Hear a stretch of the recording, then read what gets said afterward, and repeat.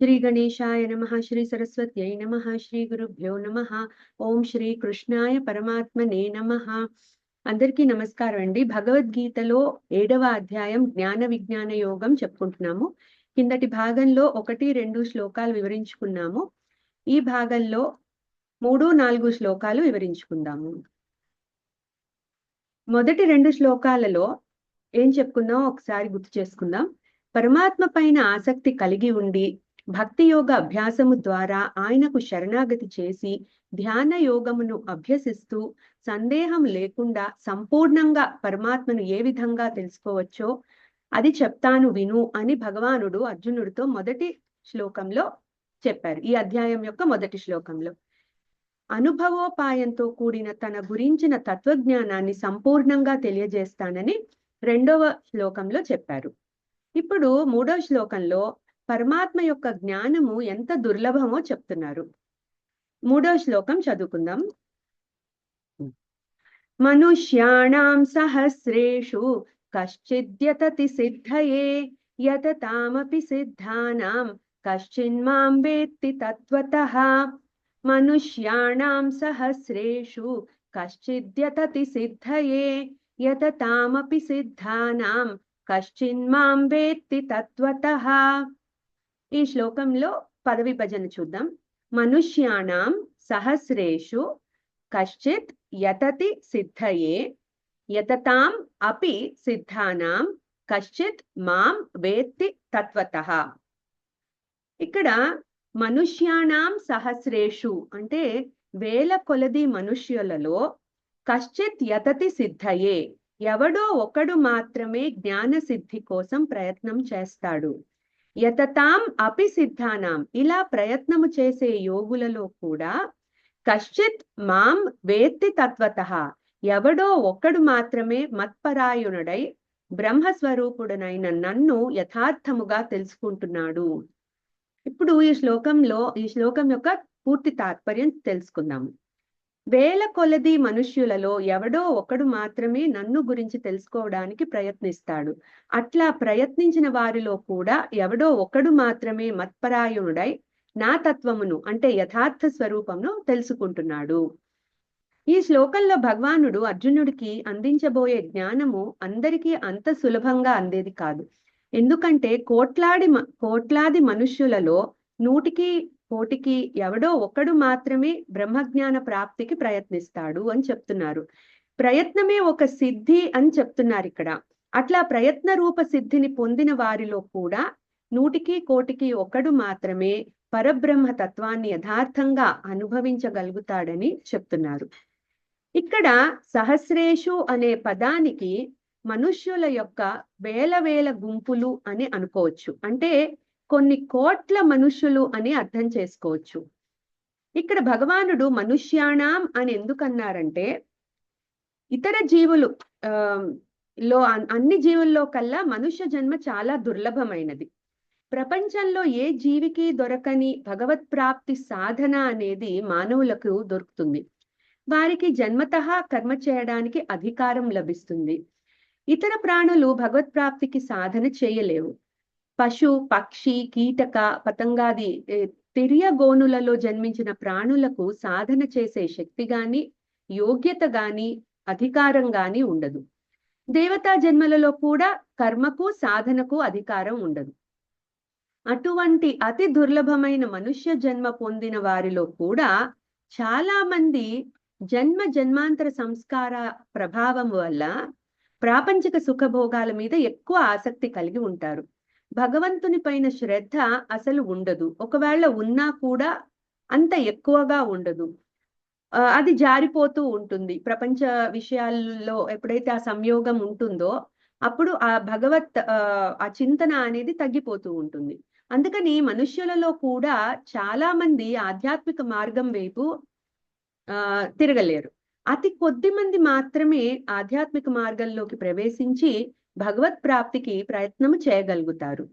మనము 6వ అధ్యాయంలో చెప్పుకున్నట్టు పూర్వజన్మ యోగ బలం వల్లనే ఇది సాధ్యపడుతుంది.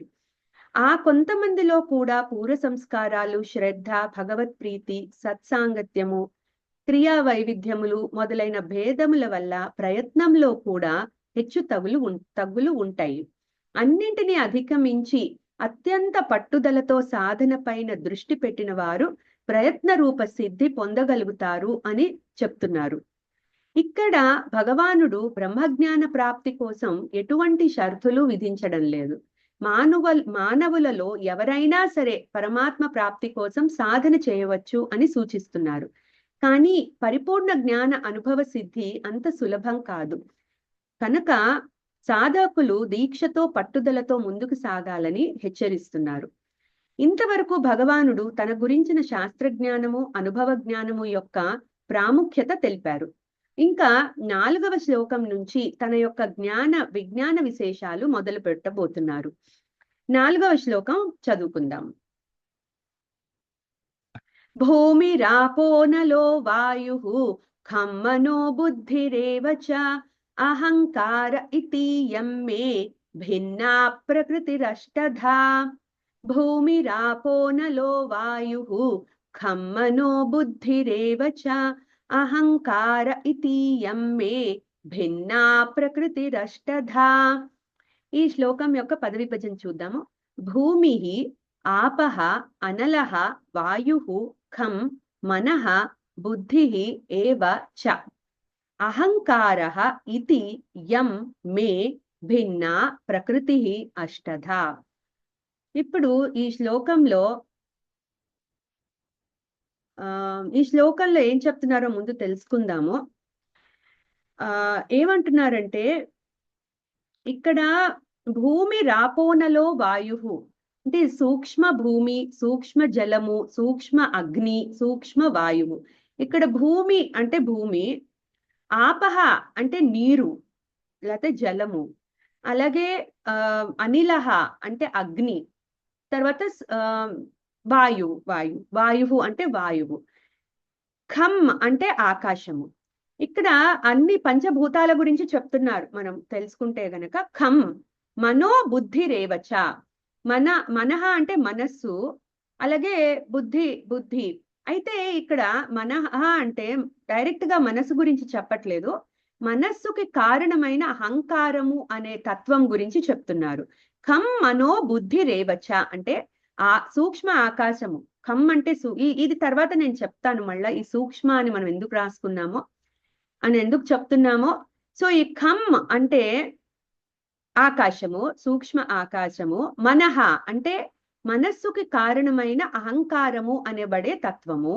మరియు చ అంటే మరియు బుద్ధి అంటే అహంకార తత్వానికి కారణమైన మహత్ అనే తత్వం. తర్వాత అహంకార ఇతీయమ్మే మహత్ తత్వానికి కారణమైన అవిద్య సంయుక్తమైన అవ్యక్తము అని నా యొక్క భిన్నా ప్రకృతి రష్టధ. ఈ మాయాశక్తి 8 విధాలుగా విభజింపబడింది అని చెప్తున్నారు. ఇప్పుడు చూడండి, కం మనో బుద్ధి రేవచ. మనస్సు అనే సరే ఒక్కసారి ఇవి బేసిక్ గా ఇది. సో మొత్తం తాత్పర్యం ఏంటంటే, అర్జున నా అసలు తత్వాన్ని తెలుసుకునే ముందు నన్ను కమ్మివేసే మాయాశక్తి గురించి తెలుసుకో. ఈ శక్తికే ప్రకృతి అని మరో పేరు. దీనిలో 8 విభాగాలు ఉన్నాయి. ఆ 8 విభాగాలు ఇప్పుడు మనం ఇక్కడ ఏదైతే ఈ పిక్చర్ షేర్ చేస్తున్నానో అందులో మీకు ఈ 8 విభాగాలు కనిపిస్తున్నాయి. సో మొట్టమొదట ఆయన ఏం చెప్తున్నారంటే, ఈ శ్లోకంలో భగవానుడు ఈ సృష్టికి కారణమైన తన మాయాశక్తి లేకపోతే ప్రకృతి గురించి ప్రస్తావిస్తున్నారు. ఇప్పుడు అవ్యక్తమైన పరమాత్మ తన మాయాశక్తితో వ్యక్తం అవుతూ వస్తున్నారు. సో ఆ క్రమాన్ని ఇక్కడ మనకి వివరిస్తున్నారు ఈ శ్లోకం ద్వారా. ఇప్పుడు అవ్యక్తమైన పరమాత్మ తన మాయాశక్తితో కలిసి ఈ సృష్టికి కారణం అవుతున్నారు. అంటే తన మాయాశక్తిని యాక్టివేట్ చేసినప్పుడు ఆ మాయాశక్తి నుంచి, ఆ ప్రకృతి నుంచి మనకి సృష్టి అనేది వ్యక్తం అవుతూ వచ్చింది. సో ఒక్కటే ఉన్న పరమాత్మ, అవ్యక్తమైన పరమాత్మ నేను చాలా అవ్వాలి అని అనుకుని సంకల్పించి తన మాయాశక్తిని యాక్టివేట్ చేసినప్పుడు ఇట్లా ఈ సృష్టి అంతా మనకి దిగింది. సో ఇప్పుడు ఇక్కడ ఏమంటున్నారు, మాయా ప్రకృతిది అవ్యక్త తత్వం. అంటే తత్వం అంటే ఏంటి, దాని నేచర్, దాని స్వరూపము.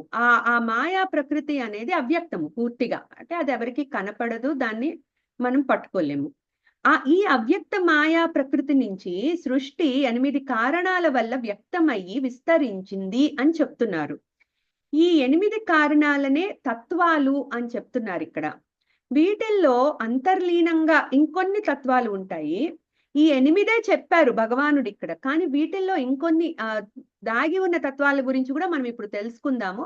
బట్ బేసిక్ గా ఆయన ఏం చెప్తున్నారంటే 8 తత్వాలు ఉన్నాయి, అవి నేను ఇప్పుడు నీకు చెప్తాను అని చెప్తున్నారు. ఈ 8 తత్వాలు దేనికి ఏది కారణమో చెప్తున్నారు. అంటే ఒకదాని నుంచి ఒకటి వస్తోంది కిందకి. పైన ప్రకృతి ఉంది, ఏది మాయా, పరమాత్మ యొక్క మాయా ప్రకృతి ఉంది, అది అవ్యక్తం, దాన్ని అవ్యక్తం అంటున్నారు. అక్కడి నుంచి కిందకి వస్తోంది. అయితే పరమాత్మ మాత్రం పైనుంచి చెప్పకుండా కింద నుంచి చెప్తున్నారు. అదేంటి, ఫస్ట్ ఆయన ఏమన్నారు, భూమి రాపోనలో వాయు ఖం మనః ఖం మనో బుద్ధిరేవచ అని చెప్తున్నారు. అంటే కింద నుంచి తీసుకుంటున్నారు. కింద మనకి ఈ ఫిగర్ లో కింద మనకి పంచభూతాల దగ్గర భూమి, నీరు, అగ్ని, ఆకాశము, భూమి, నీరు, అగ్ని, వాయువు, ఆకాశము, ఈ పంచభూతాలు ముందు చెప్పారు. అయితే ఈ మనకి కనిపించే పంచభూతాలన్నీ కూడా స్థూలమైనవి, అంటే గ్రాస్ ఎలిమెంట్స్ అంటాం మనం. గ్రాస్ ఎలిమెంట్స్ మనకి కనిపిస్తున్నాయి, అంటే భూమి గ్రాస్ గా ఉండే స్థూలమైన భూమి మనకి కనిపిస్తుంది. అట్లాగే స్థూలమైన ఆకాశము మనం చూడగలుగుతున్నాం. స్థూలమైన వాయువుని మనము ఫీల్ అవ్వగలుగుతున్నాం, వాయువు మనకు కనపడదు కానీ ఫీల్ అవ్వగలుగుతున్నాం. స్థూలమైన అగ్నిని చూడగలుగుతున్నాం, ఫీల్ అవ్వగలుగుతున్నాం. అలాగే స్థూలమైన వాటర్ ని ఫీల్ అవ్వగలుగుతున్నాం, టేస్ట్ చేయగలుగుతున్నాం, చూడగలుగుతున్నాం. సో ఇవన్నీ స్థూలమైనవి. మనం ఏవైతే మనము పర్సీవ్ చేయగలుగుతున్నామో అవన్నీ స్థూలమైనవి. కానీ ఇక్కడ జనరల్ గా మనకి కనిపించే పంచభూతాలు అన్ని కూడా ప్యూర్ ఫామ్ లో ఉండవు, ఇంకొక పంచభూతంతో కలిసిపోయి ఉంటుంది. ఫర్ ఎగ్జాంపుల్ ఇప్పుడు మనం అర్త్ తీసుకున్నాం అనుకోండి, భూమి ఒక్కటే ఉండదు. భూమిలో కొంచెం నీరు ఉంటుంది, గాలి ఉంటుంది, ఆకాశము ఉంటుంది, అగ్ని ఉంటుంది, 4 ఉంటాయి. అట్లాగే నీరు తీసుకుంటే నీరులో వాయువులు ఉంటాయి. నీరు మన సైంటిఫిక్ నేమే చూడండి H2O అని చెప్తాం, అంటే 2 గ్యాసెస్ కలిసి మనకి వాటర్ అయ్యింది. సో అట్లా ప్రతి దీంట్లో కూడా, ఇప్పుడు అగ్నిలో కూడా వాయువు కలిసిపోయి ఉంటుంది. అలా ప్రతి పంచభూతము కూడా ఏది దాని ప్యూర్ ఫామ్ లో లేదు, దాని క్వాలిటీని ఎగ్జిబిట్ చేస్తుంది కానీ అది ప్యూర్ ఫామ్ లో లేదు. కానీ ఇక్కడ భగవానుడు చెప్పేది ప్యూర్ ఫామ్ లో ఉన్న పంచభూతాలు.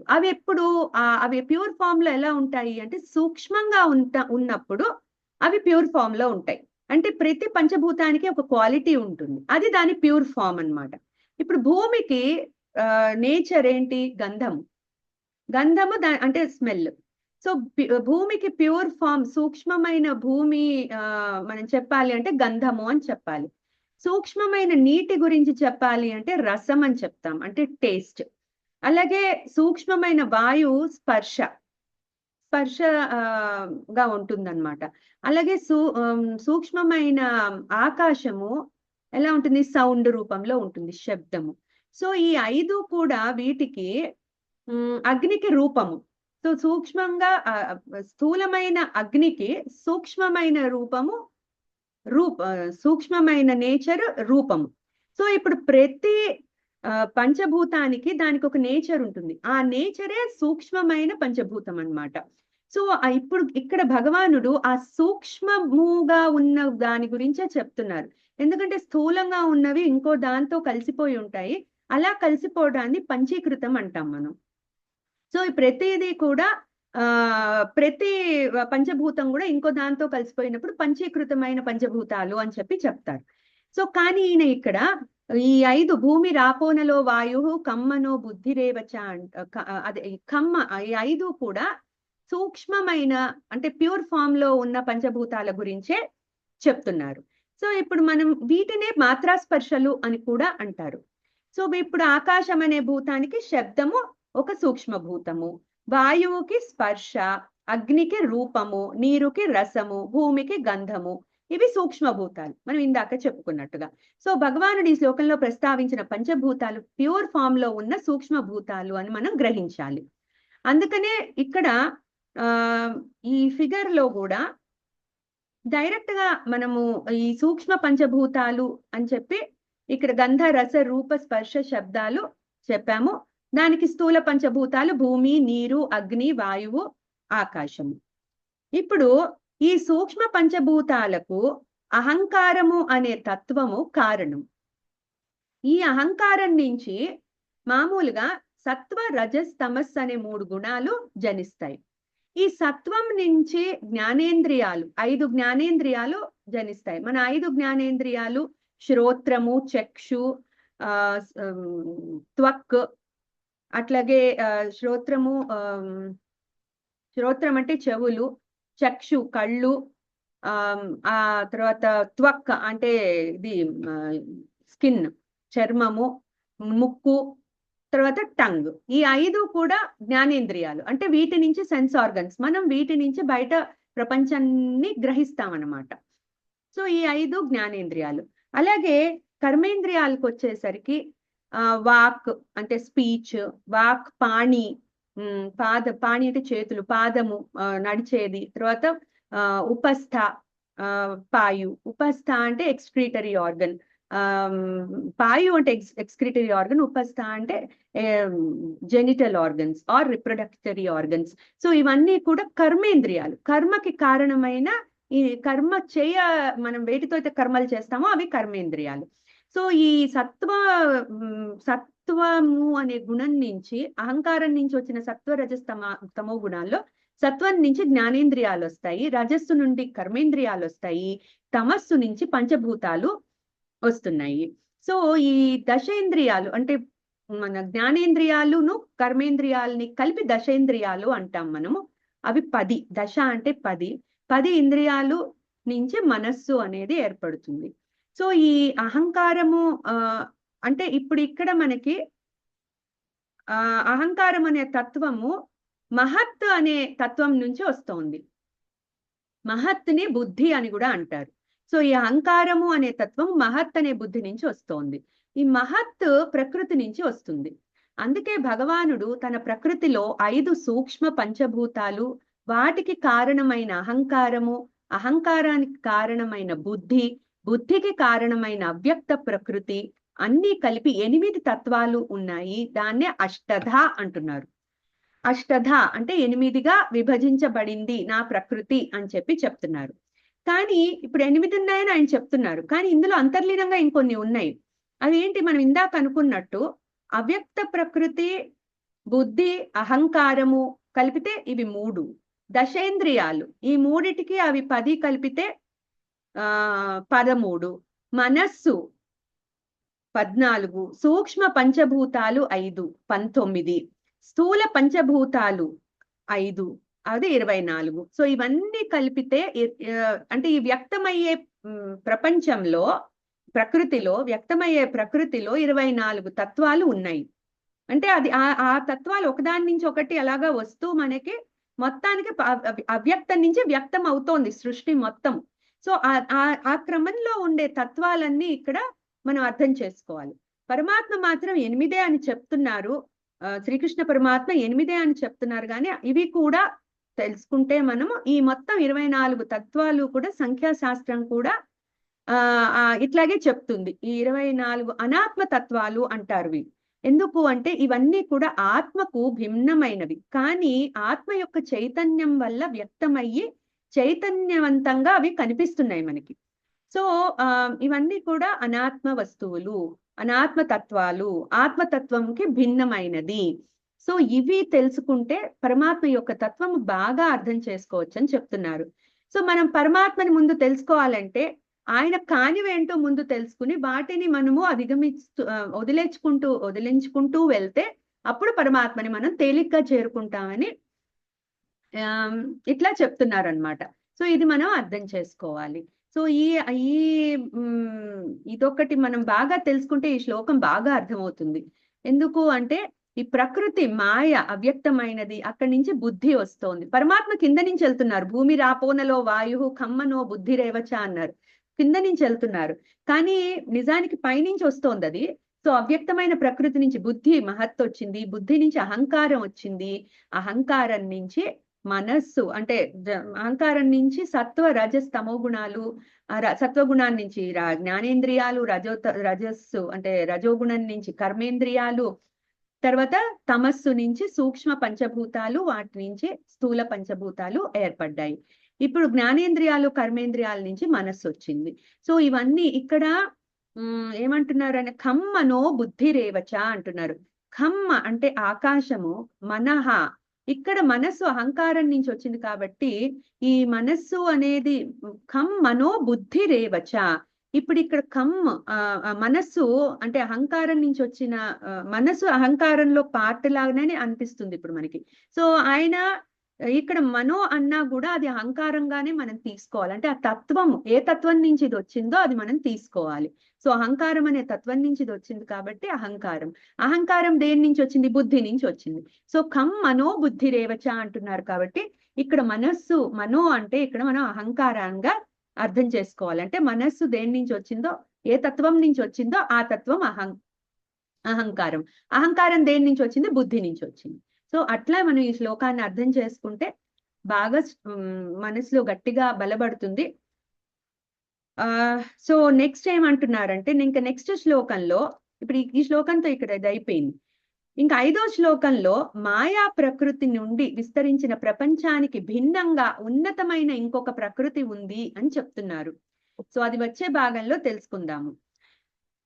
ఒకసారి ఈ 2 శ్లోకాలను చదువుకుని ముగించుకుందాము. మనుష్యాణాం సహస్రేషు కశ్చిద్యతతి సిద్ధయే యతతామపి సిద్ధానాం కశ్చిన్మాం వేత్తి తత్వతః భూమిరాపో నలో వాయుః ఖమ్మనో బుద్ధిరేవచ అహంకార ఇతీయం మే భిన్నా ప్రకృతిరష్టధా. చాలండి. జ్ఞానానందమయం దేవం నిర్మల స్ఫటికాకృతిం ఆధారం సర్వ విద్యానాం హయగ్రీవముపాస్మహే ఏతత్ ఫలం శ్రీ సద్గురు దివ్య చరణారవిందార్పణమస్తు. సర్వం శ్రీకృష్ణార్పణమస్తు. ధన్యవాదాలండి. వచ్చే భాగంలో ఇంకో 2 శ్లోకాలు వివరించుకుందాము.